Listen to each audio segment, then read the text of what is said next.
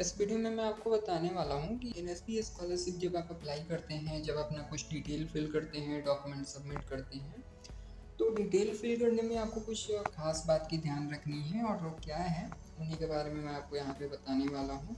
साथ में मैं आपको ये भी बताऊंगा कि एनएसपी का गाइडलाइंस क्या कहता है और एनएसपी के गाइडलाइंस पे जैसे यहाँ पे आप देख सकते हैं, ये मैंने एक स्टेटस ओपन किया है जिसमें पेमेंट सक्सेसफुली आ चुका है।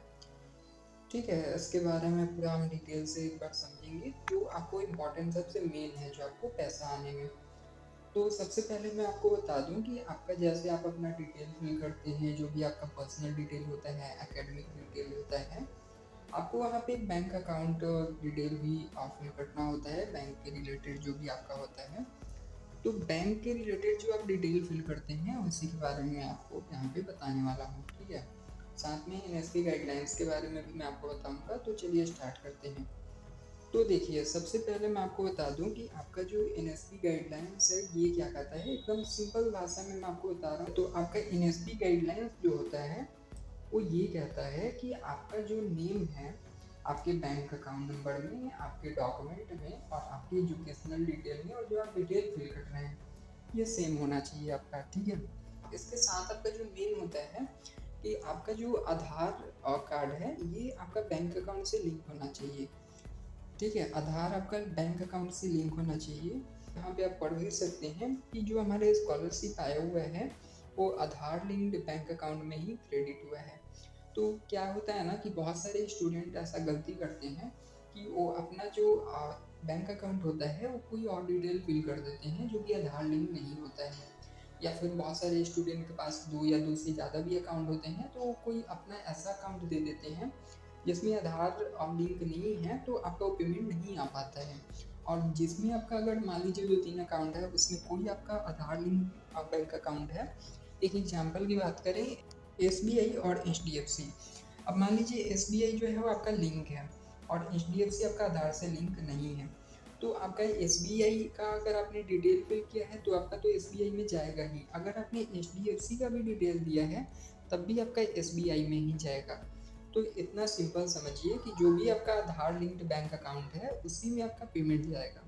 क्यों जाएगा? क्योंकि आपका ये पेमेंट जो होता है वो यूआईडी के थ्रू होता है। कि आपका स्कॉलरशिप पेमेंट जो होता है ना वो आपकी किसके थ्रू गया है, यहाँ पे आप देख सकते हैं, your scholarship payment has been done through Aadhaar enabled payment system, AEPS system इसको बोलते हैं। कि आधार इनेबल्ड पेमेंट सिस्टम यानी कि आपका जो भी आधार लिंक्ड बैंक अकाउंट होगा, आधार के थ्रू आपका यूआईडी के थ्रू ही आपका पेमेंट जाता है।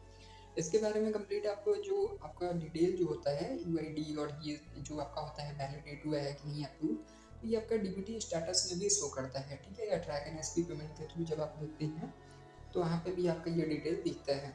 जो भी अपना बैंक अकाउंट डिटेल दीजिएगा वो आप अपना आधार लिंक्ड बैंक अकाउंट दीजिएगा। ठीक है, और इसके साथ मैं आपको ये बता दूं कि आपका जो पेमेंट है, और बहुत सारे हाँ स्टूडेंट का, पहले जो स्टूडेंट हैं उन्होंने कमेंट किया हुआ था, काफ़ी कमेंट्स आए हुए थे पहले वाले स्टूडेंट का भी, कि उनका अभी तक पेमेंट नहीं आया है। और उनका जो स्टेटस है डीबीटी स्टेटस, उसमें उनका दिखा रहा है कि आपका जो पेमेंट है वो बैंक रिसीव कर चुका है और आपका क्रेडिट डेट भी दिया हुआ है। तो इसके बारे में मैं ये आपको कहूँगा कि आप अपना आधार लिंक बैंक अकाउंट जो है उसको आप चेक कीजिए या फिर हेल्प डेस्क में कांटेक्ट कीजिए। ठीक है, आपको उसके बारे में जानने के लिए, और साथ में आप अपनी बैंक में भी कांटेक्ट कीजिए, वहाँ पे पता कीजिए कि क्या हमारा पेमेंट आया हुआ है या फिर नहीं। कहीं ऐसा तो नहीं कि आधार इनेबल्ड पेमेंट सिस्टम को वेरीफाई नहीं किया हो और वहाँ पे वो होल्ड हो गया हो। ठीक है, तो आप ये फेमस हेल्प डेस्क और अपने बैंक में भी कंफर्म कर लीजिए, एक बार बात कर लीजिए। साथ में मैं आपको ये बता दूं कि जिनका भी अभी तक बैंक अकाउंट आधार लिंक नहीं है वो अपना आधार लिंक कर लें। माई आधार में आपको लॉगिन करने के बाद आप प्रोसीडिंग स्टाटस एक दिखेगा, तो वहाँ से आप क्लिक कीजिए और वहाँ से आप पहले चेक कर लीजिए कि क्या आपका कोई बैंक अकाउंट है कि नहीं लिंक। और अगर नहीं है तो आप वहाँ से ऐड कर सकते हैं, या फिर आप अपने बैंक ब्रांच में भी बोल सकते हैं कि ये आधार से लिंक कर दीजिए, तो वो भी कर सकते हैं। या फिर आपका जो भी ब्लॉक होता है ना वहाँ से भी आप कर सकते हैं, आधार सर्विस जहाँ पे आपको दिया जाता है वहाँ से आप कर सकते हैं। तो आज के इस वीडियो में इतना ही। ऐसे ही रियल इन्फॉर्मेटिव वीडियोज के लिए चैनल को सब्सक्राइब कर लीजिएगा, और कोई क्वेश्चन होता है तो आप कमेंट भी कर सकते हैं। Thank you.